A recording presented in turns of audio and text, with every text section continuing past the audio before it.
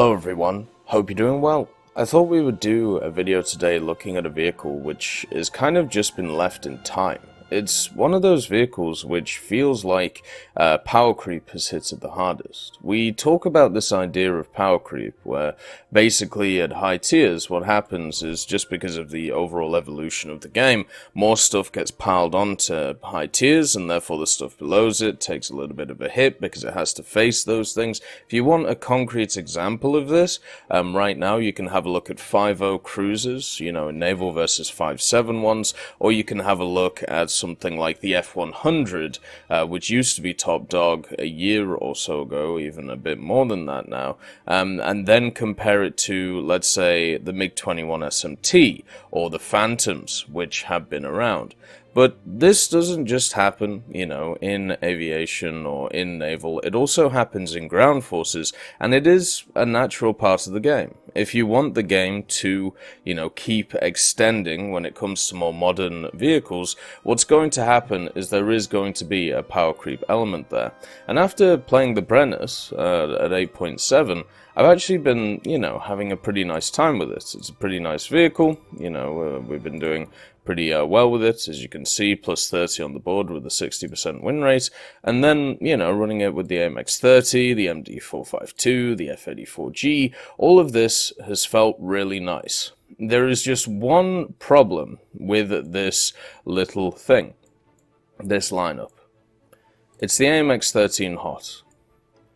The AMX-13 HOT was released in update 1.75, La Resistance. It was when the French ground vehicles were added to the game. I remember because it was added at 9.0, and basically you had this platform which all it had access to was HOT ATGMs. Everything else on this platform is a vehicle which has no reason to be at the BR it was at. And then it got reduced to 8.7, and it was kind of like, oh, well, maybe this thing will have a chance.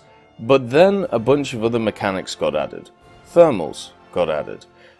Stabilizers in a much larger way got added. Premium vehicles at 9.0 or 8.7 got added. And a bunch of other stuff got added, which just kept smashing the AMX-13 HOT in the face over and over and over again. And what you've got to remember, the AMX-13 HOT is just a standard AMX-13, a 6.3 vehicle in ground realistic with HOT missiles. That's it. That's all this vehicle is. And something to also mention, if you didn't know, now understand I do have a custom sight on this thing, so therefore, you know, it may look a little bit dodgy to you, but for me it just makes it a little bit more usable. One thing to notice is that the HOT missiles actually fire upwards, so you need to be at least 300 meters away from an enemy for you to be able to, you know, hit it. So what makes this vehicle an 8.7 compared to the 6.3, you know, AMX-13? It is literally just the HOT missiles, that's it. And the problem with this is what we've had added since La Resistance is a bunch of other vehicles which are just better than it and at a lower BR. Here are some examples. So the first one is the Bradley. The Bradley has access to tow ATGMs, which is nice. It also got a nice little buff on its launcher, but it also has access to a stabilized 25mm. It also has access to MVDs, smoke grenades, and all of the good stuff that you would like. So basically, it has, in my opinion, a better gun than the AMX-13 because the AMX-13 gun pens 200mm, and really a lot of the time you're not going to be able to get it on target because the chassis and the turret, because it's a you know, because of the style of turret that it is, it's going to bounce all over the place, and at a BR where pretty much everything is running stabilizers apart from the Brennus, it's really hard to ever get the first shot off. So the Bradley, as I said, has access to thermals and all of this stuff, and also really powerful ATGMs.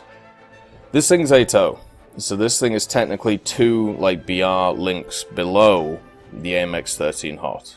And it has much more capabilities than it. It is also technically faster than it. Then you have a look at the Germans.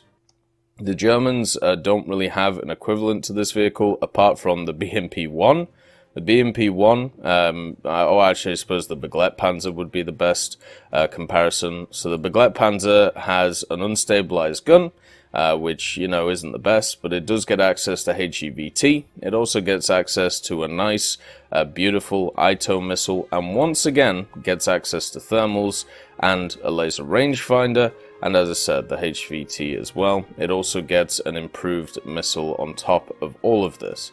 This is a lower BR than the AMX-13 HOT.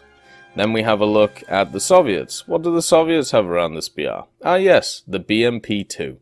The BMP-2, with its ATGM on the top, the stabilized 30mm as well. It also gets, you know, a little bit of improved armor, but that doesn't really do anything. Gets access to APDS, so it can wreck house. All of these vehicles against the AMX-13 HOT annihilate it, and they annihilate it in a big way. They can pen it wherever they feel like, because remember, the AMX-13 hull and also turret is, oh, it's an oscillating turret, there we go. The AMX-13 hull and turret is incredibly easy to pen. It has no armor on the thing, and all of these things have just much better guns which can pen it from pretty much anywhere else. Then you have obviously the BMP-3 and the 685. Both of these vehicles are also incredibly good compared to the AMX-13. Then we have the British, which has the Warrior, and the Warrior is at, once again, 8.0. This thing is faster than the AMX-13.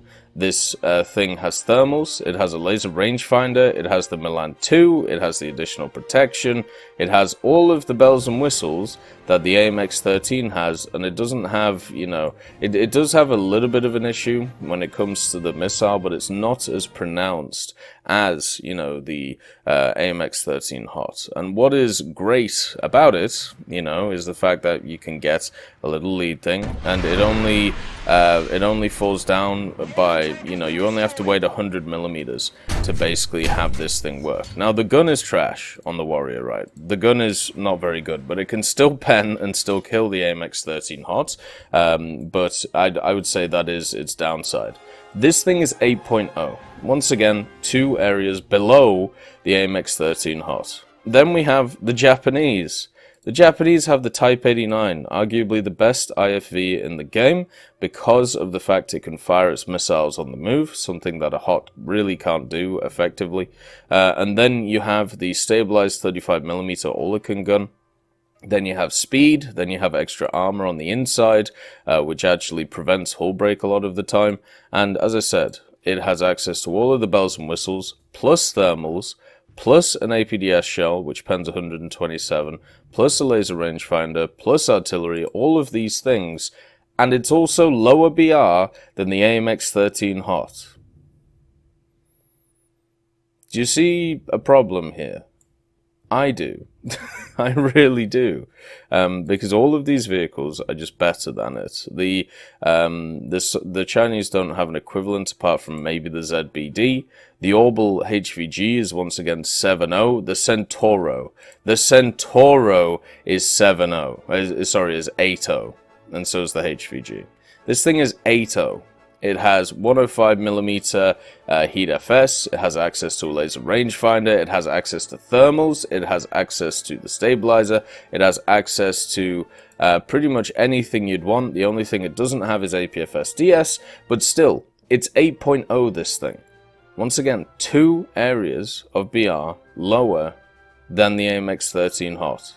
I would take any of these vehicles over the AMX-13 HOT to batter it, and there's one in pretty much every single tree that exists. Maybe not so much when it comes to the Swedish tree, but it's a pretty new tree. So, as you can see, every nation has a better vehicle, apart from Sweden. Every vehicle has a better vehicle at a lower BR than the AMX-13 HOT. And that's not even talking about the other issues that this thing has.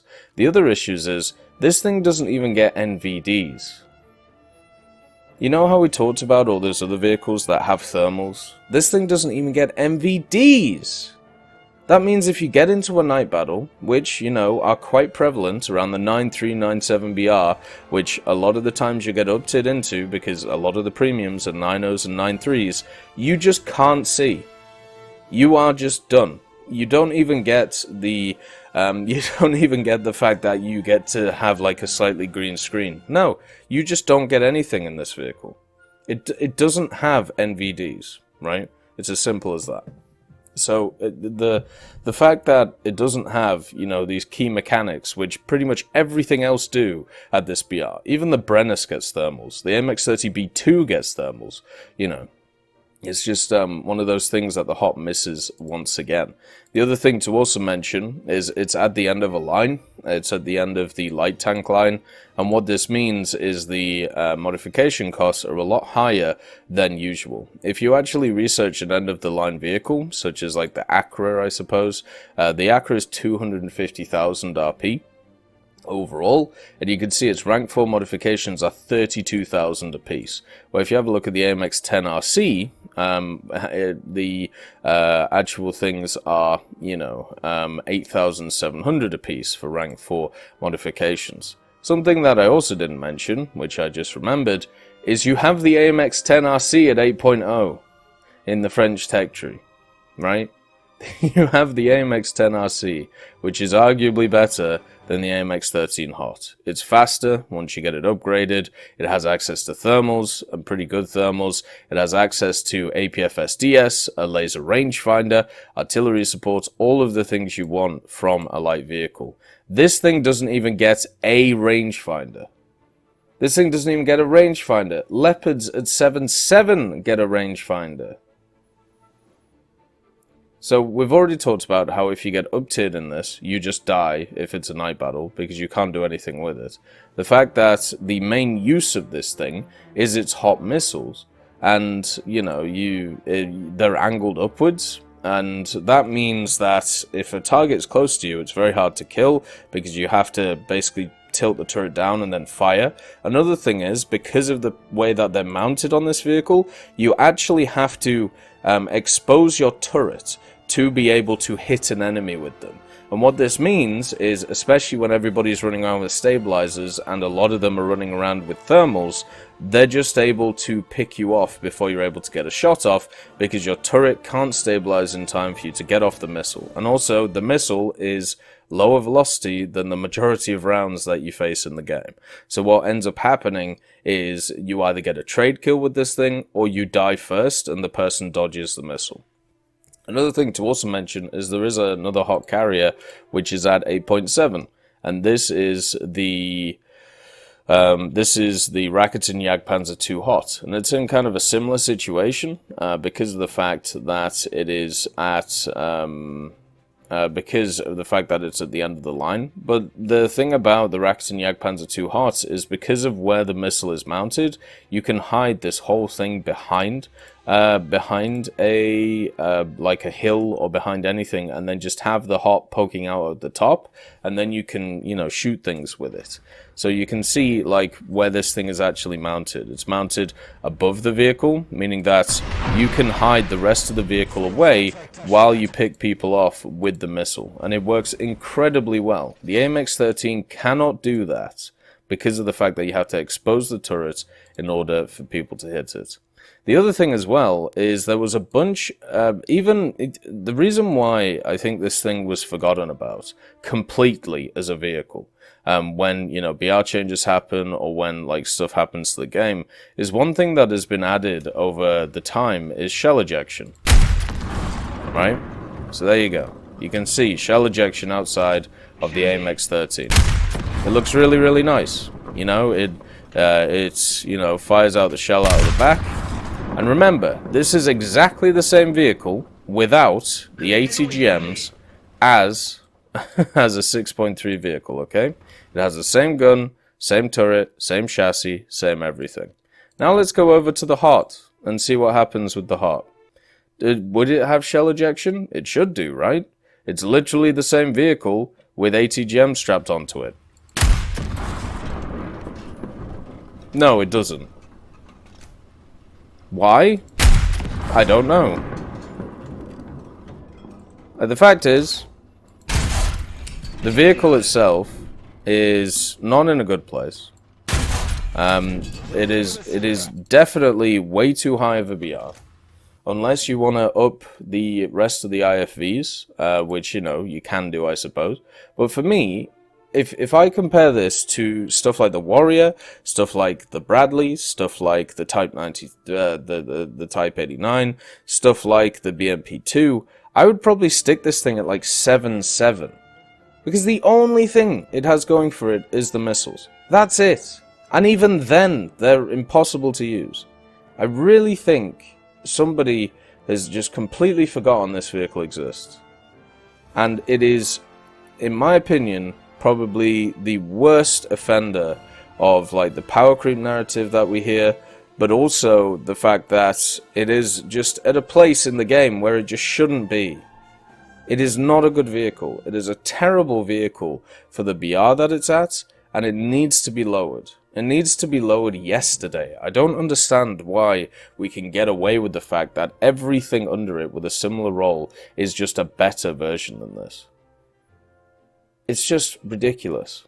And it's not as if a ton of people are playing this thing. After having or trying to look at as many statistics as possible and trying to have a talk, you know, to many people who actually play the French tree, most people just either skip this or they play it very gingerly while they're playing stuff like the Brennus and the B2. This is a terrible vehicle. Lower its BR to actually give people a chance to play the damn thing, instead of just look at it in the hangar and think, why the hell would I play that? Anyway, I hope you all have a wonderful day, and I'll see you next time. I'd like to thank Ambrosius McClellan, B. Young, Battling Bacon, Blackie, Chris Giltnane, Conte Baraka, Daniel Stanton, Elove Goat, Jay Wilt, Martinez, Trigger Hippie, Universe, Eugens Terry, and also I'm Devilish and Samuel Slick for supporting the channel.